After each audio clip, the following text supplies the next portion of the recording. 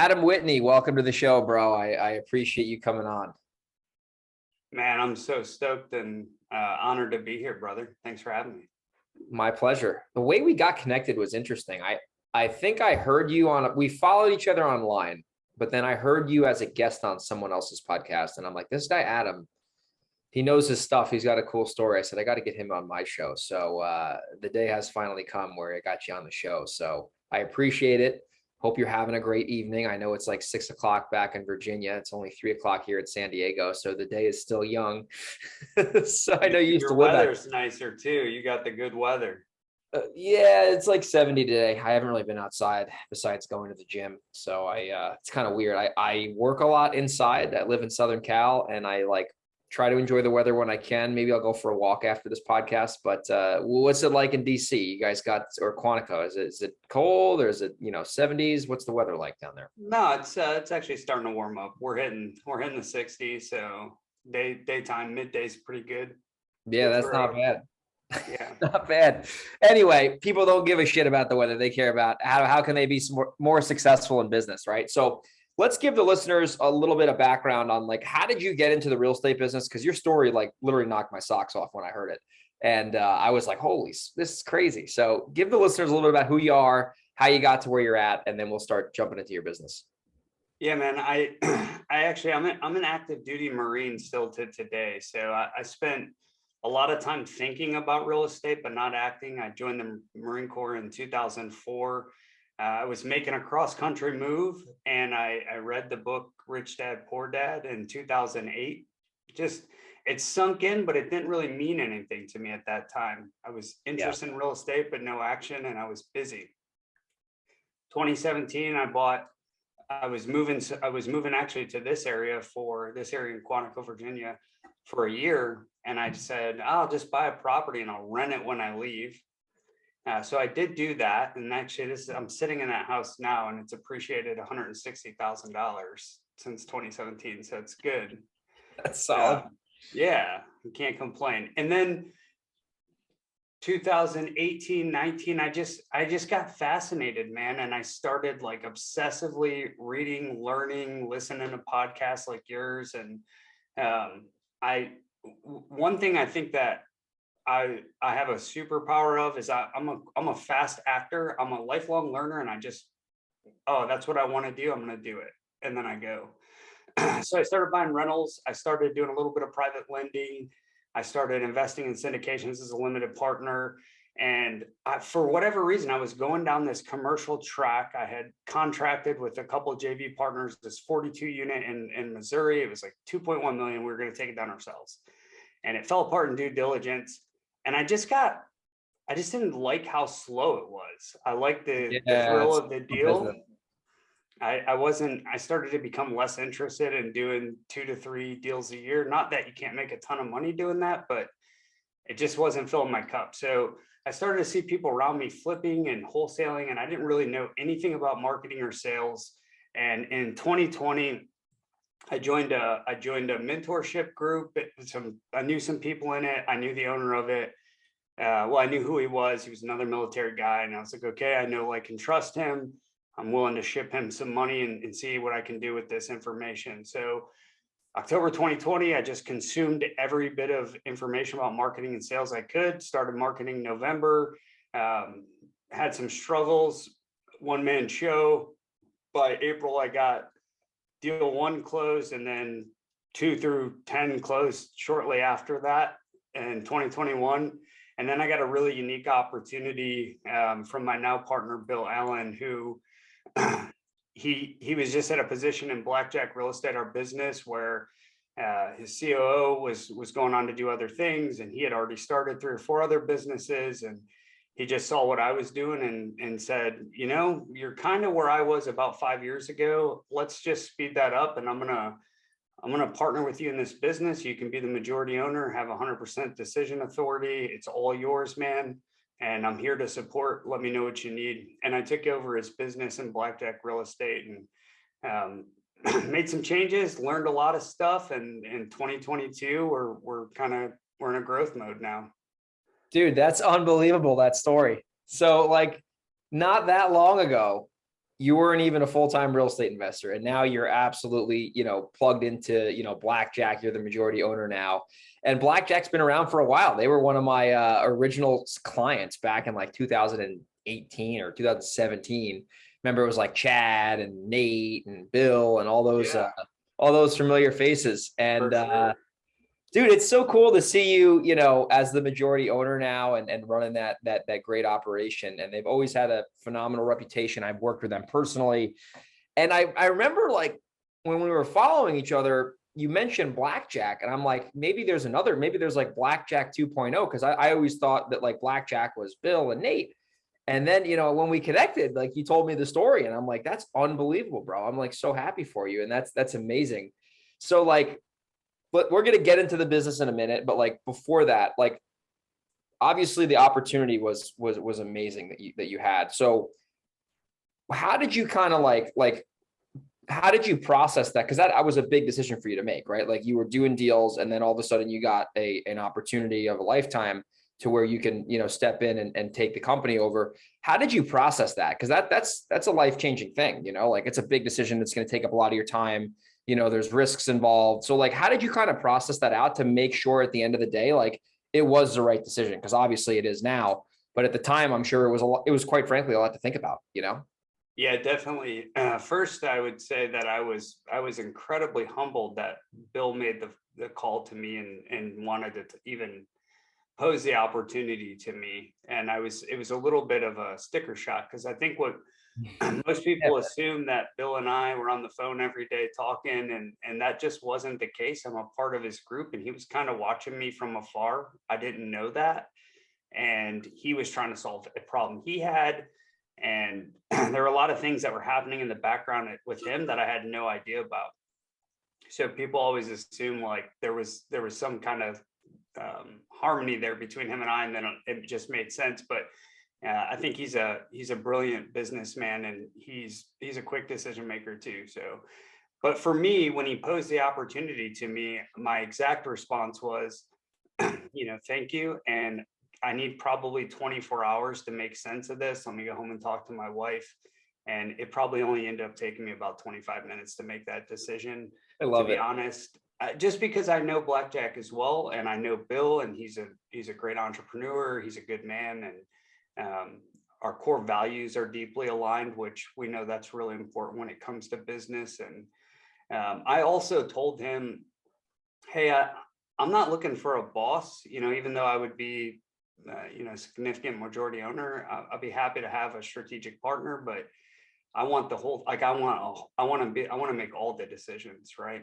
So, and he was obviously open to that, and he's been great, and it's been a great learning experience for me. And I feel very blessed to get an opportunity to lead the team we have. Yeah, that is so incredible, bro. And I can imagine from an outsider's perspective, like you learned the business of real estate, like buying and selling and fix and flipping and wholesales, but then right away you were able to jump into a business owner box, right? Because now Blackjack's a big organization.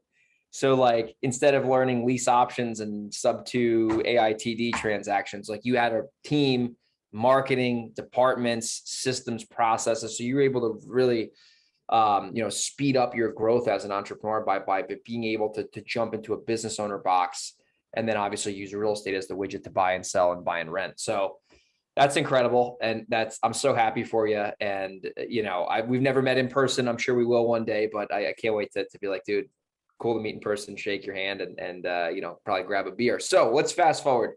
Blackjack, it's 2022 right now. Time flies. What are you guys doing on a deal basis? Like, where are you guys operating in? What does the exit strategies look like? And then we'll start to cover some of the marketing. And that's personally my favorite topic to talk about, because it's how it's how the business survives and thrives. Yeah, for sure. Leads are absolutely the oxygen and lifeline. So the team right now, one thing I did bring into Blackjack that didn't exist previously is a heavy offshores labor team. So I've got a bunch of VAs on our team. They're all truly a part of our team. They're not like an outsourced company. We've got 6 cold callers, and I have 3 other lead manager, lead intake, and some transaction dispo admin folks. So we have a pretty heavy VA team. And then I've got, 6 folks on the US side too in the team. So we're about 15 people in our team. So it's not small by any means. We're doing so far this year, I think we've got on the board about 250,000 in gross profits, and we're doing primarily wholesaling. I'm not sure, I'd have to look and see how many deals that is, but we've got some good deals in the pipeline, and we're doing direct mail, pay-per-click, cold calling, kind of the whole gambit. Yeah, the whole gambit. But we do have a cohesive marketing strategy. There's a reason that we're doing it. Like cold calling is paired with direct mail, right? I want to get a no from every seller. So direct mail, only so many people call in, and then SEO and PPC are obviously related. You've got to have a good site to convert when you're doing PPC. And I am actually the marketing director. So when it comes to data management or targeting our audience or, marketing strategy, that's my primary role as a member, not just the CEO, but as a member. Yeah. And I love doing it. It's fun. Me too, man. I love it. Like we just dropped a bunch of mail a couple of weeks ago, and now the phones are lighting up today. And I'm like going into our system and like looking at all the conversations and stuff. And I'm like, ooh, I schemed this whole thing up. And now we're getting the phones to ring like crazy. So you're doing wholesale deals now. How would you you're in markets where you're not like in major metros, but you guys, because I remember working with Blackjack, they were in like these markets I never heard of. Where are you guys doing business in? I forget. Yeah, like Kentucky or somewhere like that, or Florida. I think people think that. So our primary market and the market that Bill started the company in is Pensacola. Pensacola, We do really well there. Yeah. But we're also in Nashville, we're in Chattanooga, we're in Tampa, and we're in Lakeland, Florida. So Central Florida and kind of up through Tennessee as well. So we're in all those markets, and Okay, so are you guys doing stuff? So Chad, okay, so Nashville. Let me ask you some questions about that now, because so you got Tampa, Florida, and Nashville. Those are I wouldn't call them tier 1 markets; they're tier 2 markets. Tier 1 markets like New York, LA, that kind of Miami. So tier 2 market's still pretty nuts. San Diego is a tier 1, tier 2 market. What are you seeing? What are some benefits about doing business in Nashville and Tampa? And then what are some challenges that go on there? Because some investors listen to this podcast and they have this weird belief where oh, I live in an expensive market, it doesn't work. And I'm like, dude, it totally works in any market. So there are definitely pros and cons, and the marketing changes in those markets. So I'll just have you kind of cover that real quick, because you're in some other markets that aren't like that. So you can see the best of both worlds. Yeah, for sure. And it is a challenge being in tier 2 and 3 markets like we are, because the model in which you look at the value of that property is going to be different. So the more competitive markets they become uber competitive primarily because of institutional money, funds. When you have banks come in and buy things at 85 to 100% of market value that need rehabs, that kind of changes the dynamic. I can't sell my flip at 70% minus repairs to Greg so he can make a bunch of money because I've got a hedge fund that's going to pay me market value, as an example, because they make money differently. So you have to understand the demand side of the back end of the wholesale. And for those competitive markets, that's definitely part of it. And the other thing about the way value is added in those markets, also by a land plot. You will sell what is a traditional flip, but they're not going to flip that property. They're going to tear it down and build vertically 2 properties. So whereas before maybe that property was worth 100,000 on the sell side, well, they actually will give you 200,000 because they're going to build 2 $500,000 properties on it. Yeah, dude, that's huge in Nashville and San Diego and even Tampa. They're starting to do that now. It's nuts, and people, you can overpay for a property sometimes and still make $100,000 wholesaling it if you know the lots and the zoning and all that, because you're playing a different ball game. So with the Nashvilles and even I'm sure Chattanooga and Tampa, so you guys can sell your deals to, assuming it's the right product, the right property, to these hedge fund buyers, and they will ultimately pay you the most money versus, because I know they don't like buying old stuff. They don't like buying stuff that's Yeah. like the 50s, 60s, right? Yeah, I think like most fund, and there's actually a lot of funds, right? There's a lot. People think like a hedge fund, like it's just Blackstone. Well, Blackstone owns Invitation Homes and they buy properties. That's like their subsidy. But there's a whole bunch of these guys, and they all have their buy boxes all very similar. So 1,000 square feet or more, and each area kind of has a year built requirement. So say it's 1950 or newer. So if you have a 1,000 square feet, 1950 or newer, you could be a little more aggressive, especially if it's in a good, like a decent neighborhood where it's going to make a great rental, or they can buy it and hold on to it, which a lot of the funds like to do. Some of them do flip. Yeah, and they're the reason they're doing that is because they're in a different business. They're in the money business. They're looking to put money to work. They're not looking to. I mean, obviously they got to make cash flow somehow, but they're collecting fees, and the amount of money. I mean, I'm actually reading a book right now.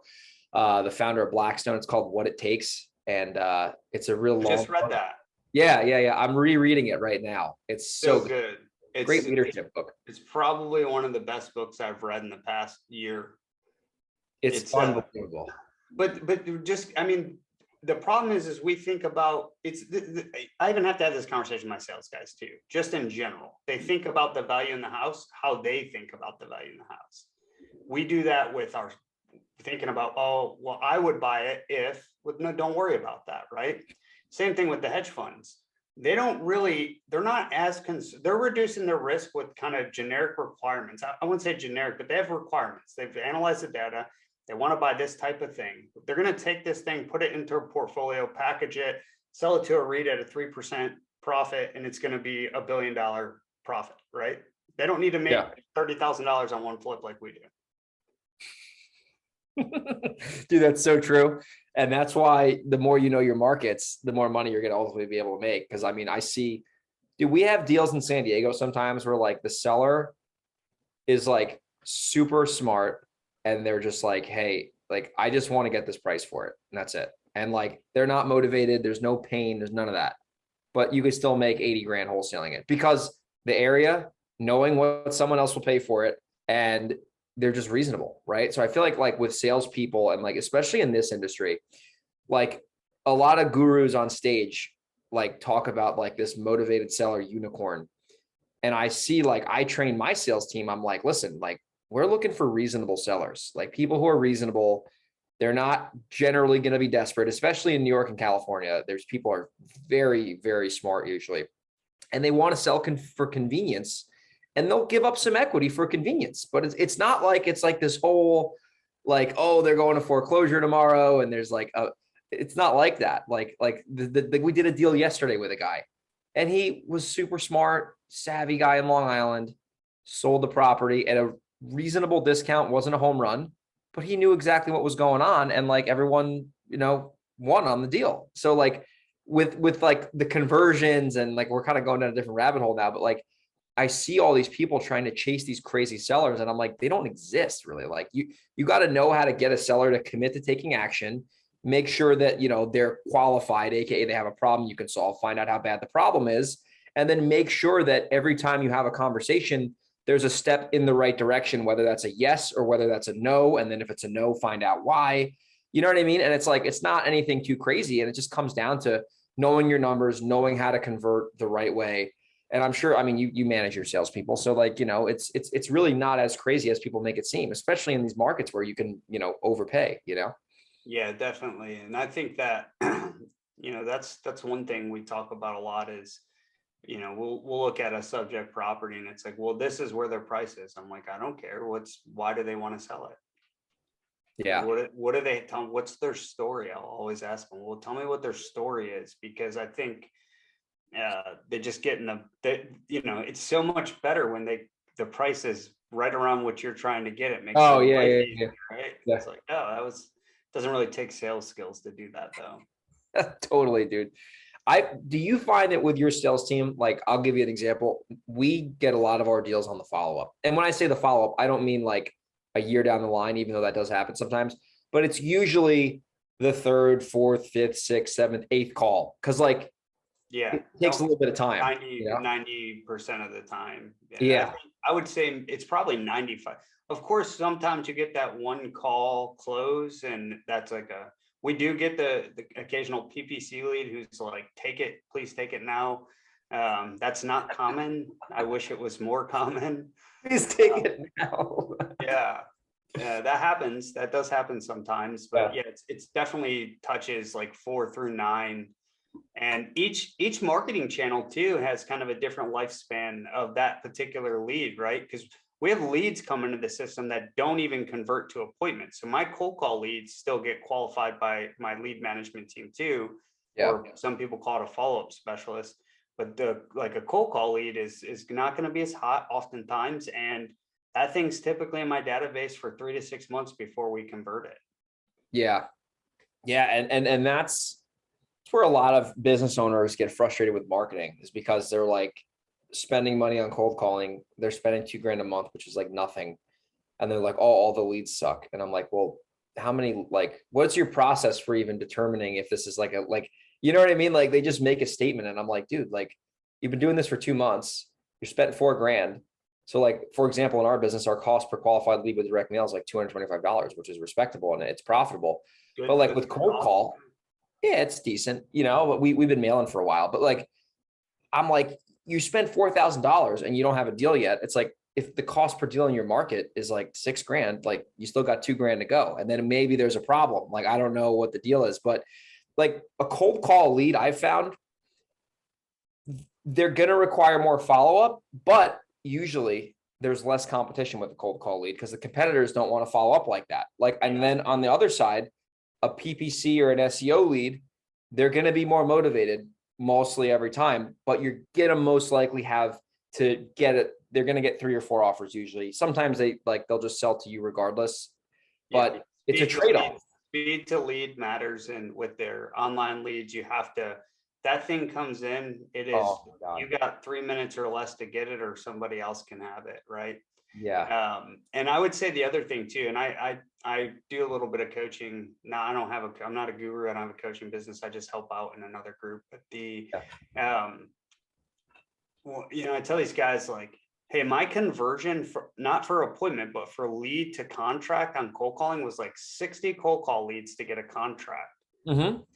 And, direct mail is like 17 to 1 and PPC is like 8 to 10 to 1. Right.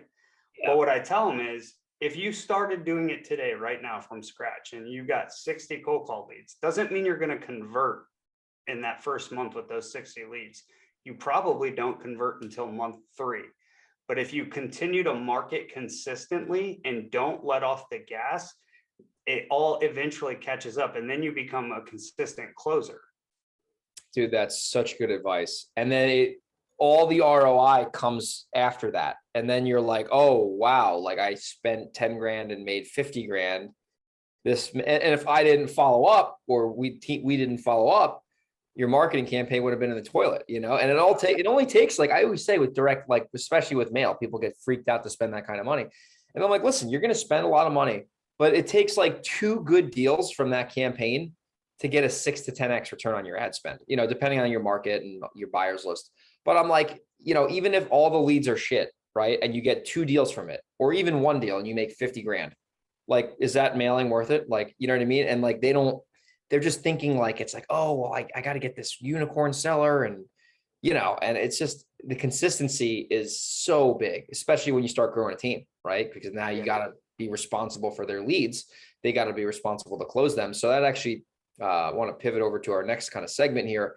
Leadership skills. You've been in the military for a very long time, 17 years, right? About 17 years. Yep. Yeah. So how do you lead your team? Like, cause that's been a big focus for in 2022 is I have a team. How do I lead them? How do I become a good leader? What do I need to do on a daily basis to keep developing into a leader that my team needs me to be? So what is your leadership style like? Cause you have a cool background from the military. So you learned, I'm sure, some great little tips and tricks before you got into blackjack.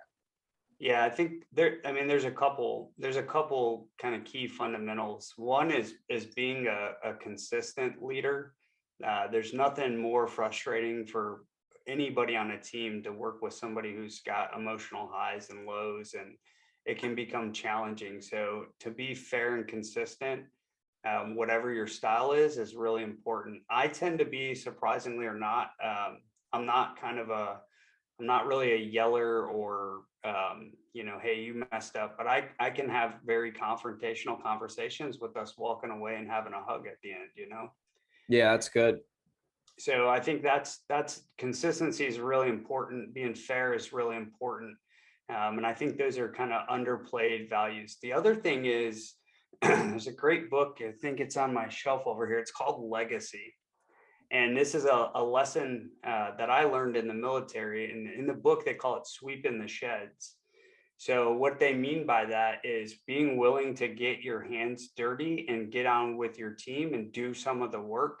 I think oftentimes for us, we have this dream of being in the owner's box and, like the whole thing just runs and I do nothing, which I think is Funny. And can be true at certain levels, but there's a lot of work that goes into it to get to something like that. Point is not being scared to jump in and take a couple calls every now and then, give your team feedback, help them work through some issues, kind of getting down and just being a good team player, man. Like being on the team, be a team member, right? Not just the CEO and leader who I got to be right all the time. Like, if you're wrong sometimes, be like, okay, man, I was totally wrong on that one. You guys were on point.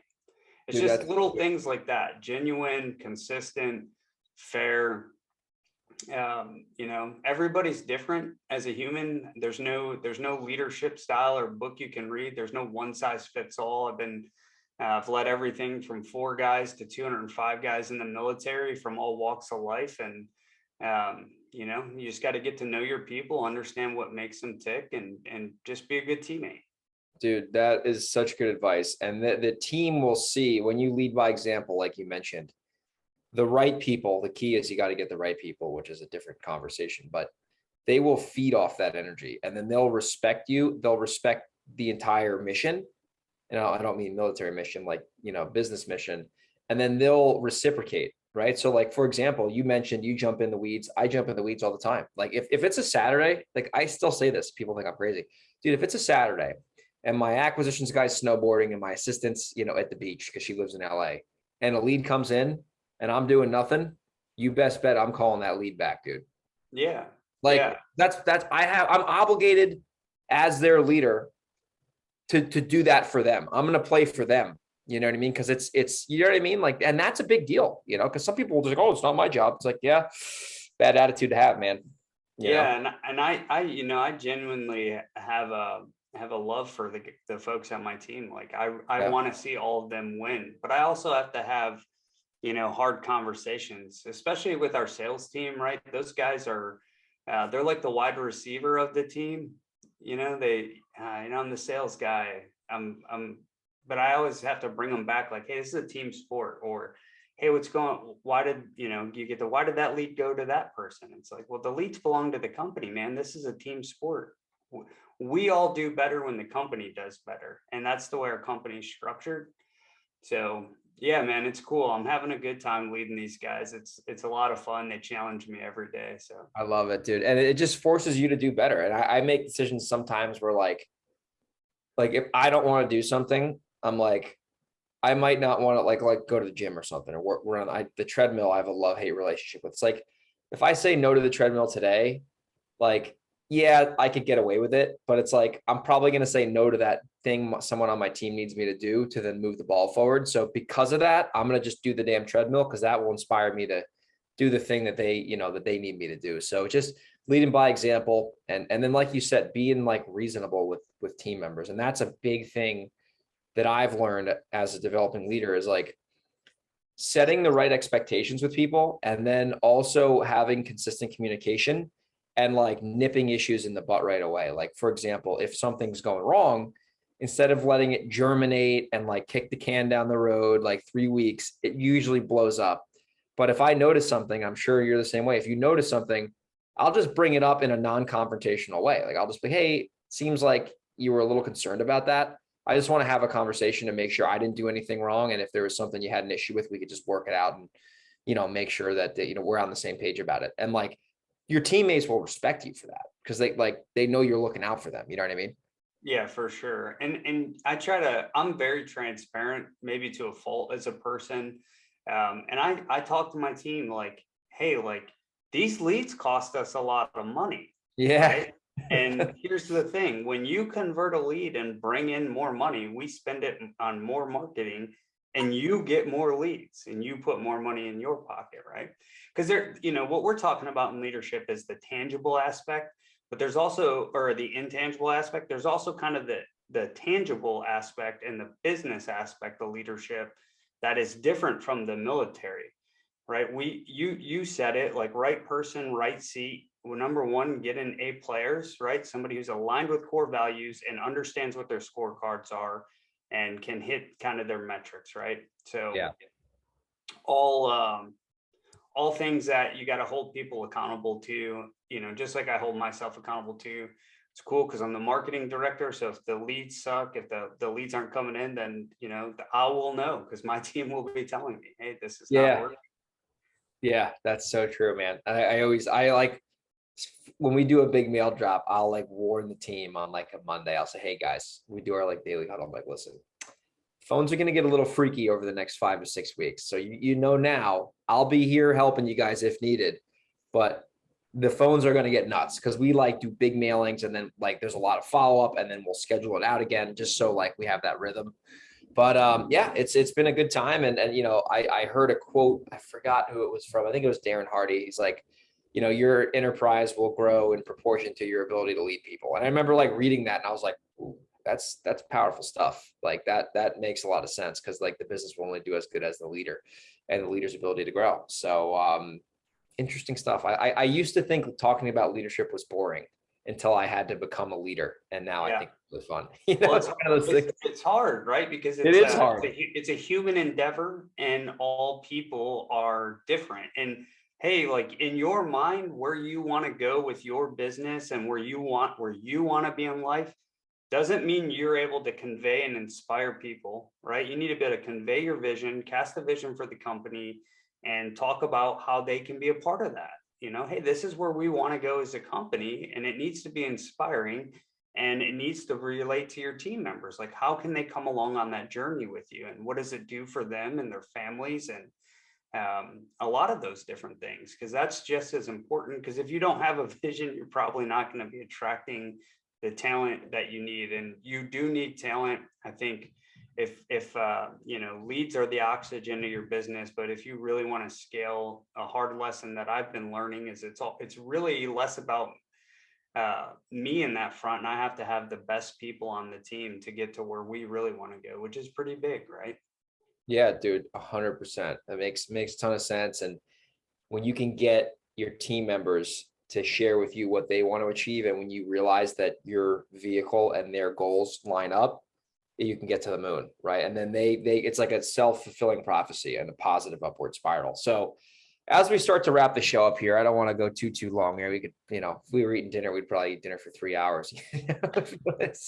So we'll have another round.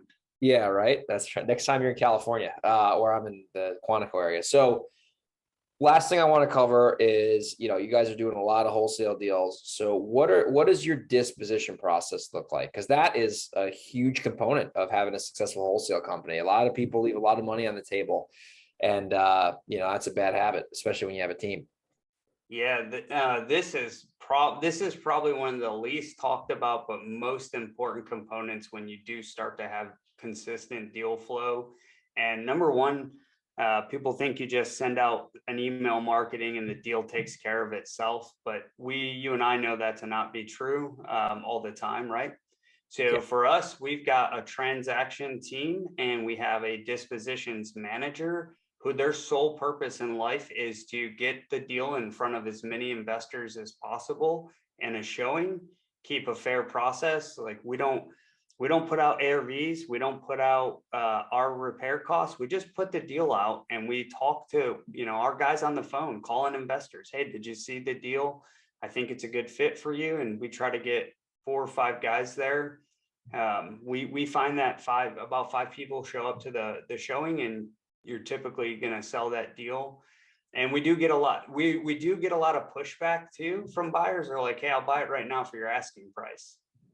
And what we tell them is, well, number one, we want you to see the property, right? Sight unseen usually doesn't go well. No, never. Number two is there's no preferential treatment to our buyers list. Even though we got guys who bought 30 deals from us, 50 deals from us, it's if I give you preferential treatment, then these other guys won't buy the deals that you won't buy. So I'm going to put the deal out, give everybody the same exact opportunity to buy it.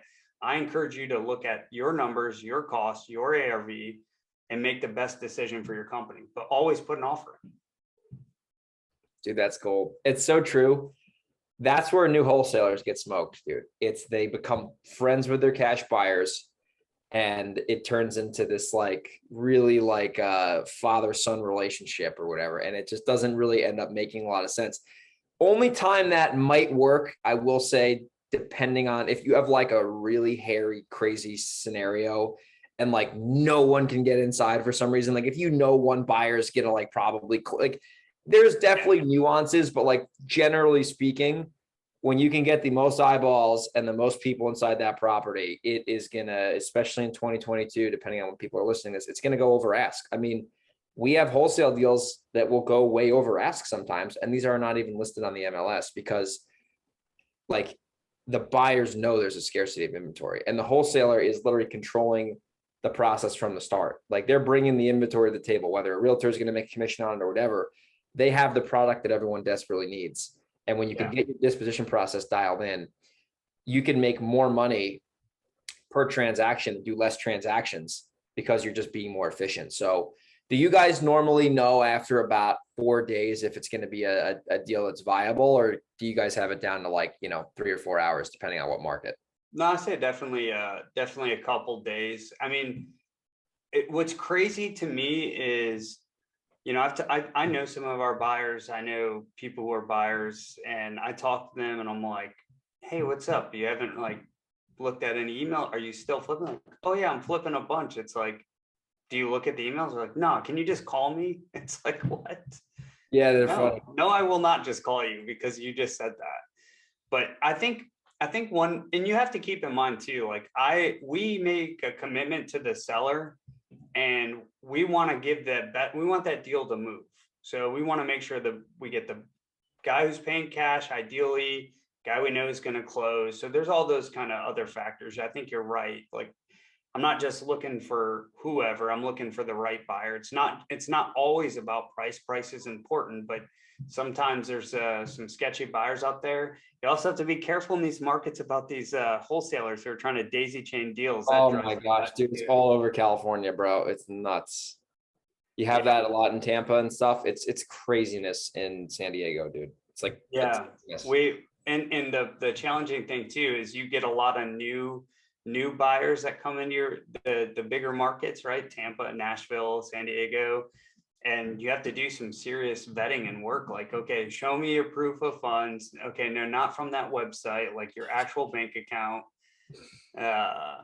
Show me what deals have you closed and flipped. Let's see it.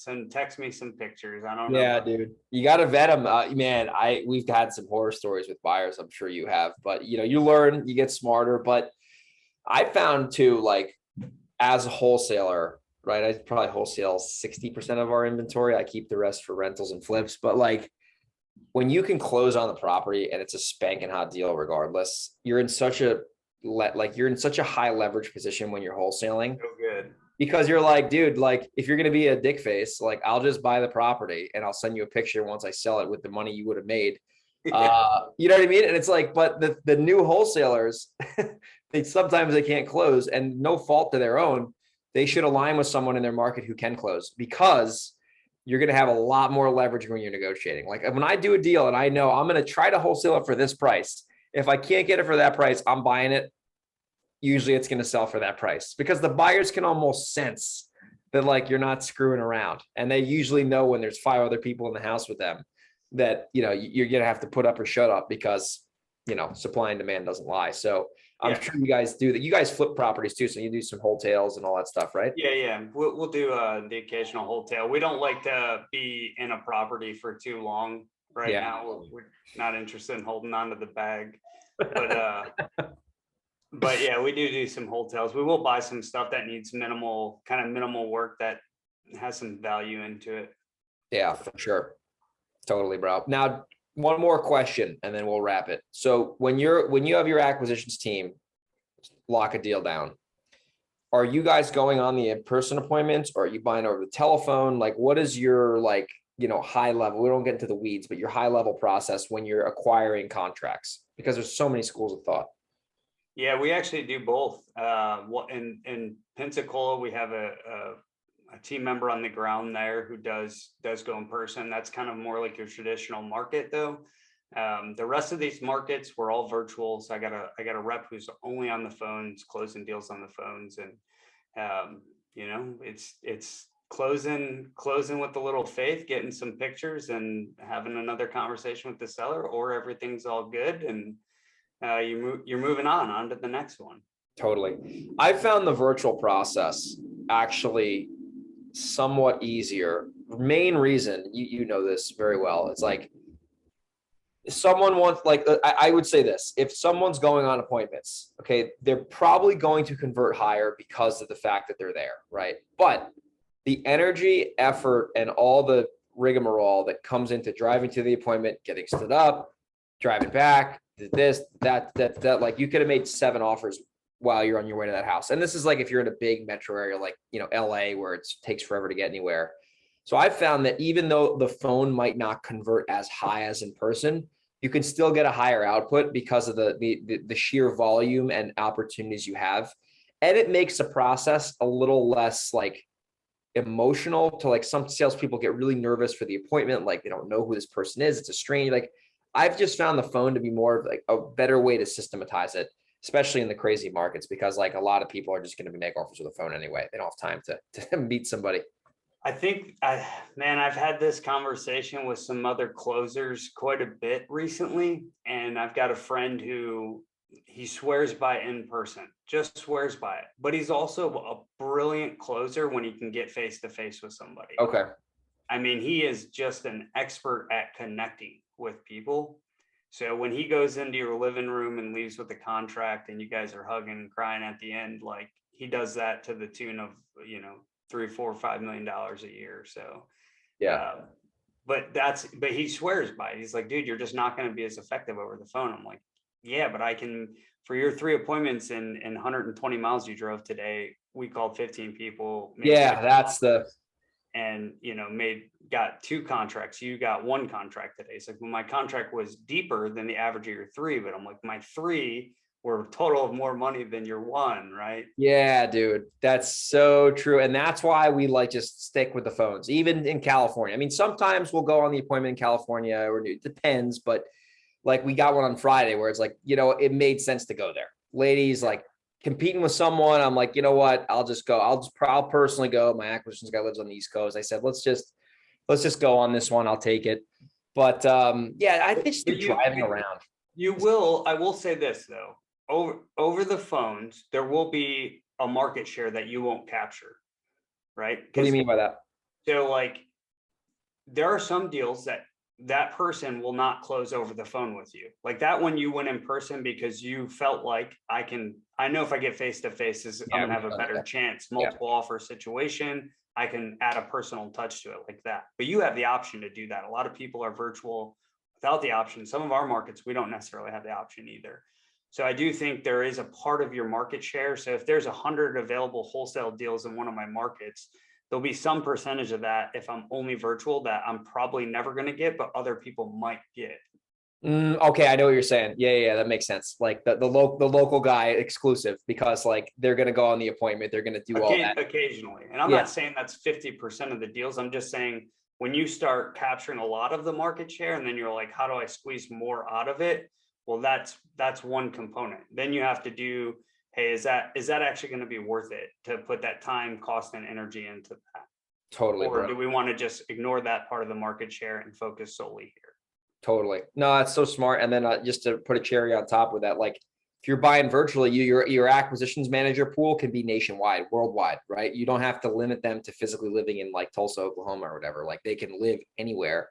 And it's a big selling feature for a job too. Like, hey, you can work remotely. Yeah, you're going to be on the phones all day, But if you want to live in San Francisco and buy houses in, I don't know, Miami, like you can do that. And it's just, I think it creates a little bit more of like a work-life balance thing. But anyway, this isn't a hiring interview. This is a real estate high level overview. So Adam, dude, I could talk to you for hours. I want to respect your time. It's getting a little late there on the East Coast. So I appreciate you coming on the show today. If people want to connect with you and they want to follow you on social media, and if they're in one of the areas that you do business in, if they want to JV with you, what's a way they can connect and see if they can add some value? Yeah, first and foremost, I'm active on Instagram, official Adam Whitney. So feel free to reach out to me anytime on there. I try to bring value for anybody who asks. And then if you're in the Southeast and you want to leverage our dispo team, we have a great program where we can typically get 2 to 3 times the amount that others can get, or sell deals that others can't sell. So we will JV with people up to 50% split on the profit, only up to $10,000. So if you can get 10 grand for a wholesale deal and we can get 30, you would make 20, we would make 10. We've had a lot of happy JV partners doing that. That's awesome. That's an incredible offer. I like that. If they're listening and they're in that market, they better take Adam up on that offer, because I mean, that's a no-brainer, especially if you're good at getting houses from sellers, but suck at selling to buyers. You're going to make more money just JVing with someone else and who's an expert in that. We have people do that in our business all the time. And then they can do what they're good at. Eventually they can figure it out. But man, I really appreciate you mentioning that. So if they're in those markets you mentioned earlier, we'll have them reach out. We'll put your Instagram in there. And dude, this was a lot of fun. I appreciate your time. And this will be a popular show. I got a good feeling about it. Yeah, man. Appreciate you. And thanks for having me on. My pleasure, bud. Take care.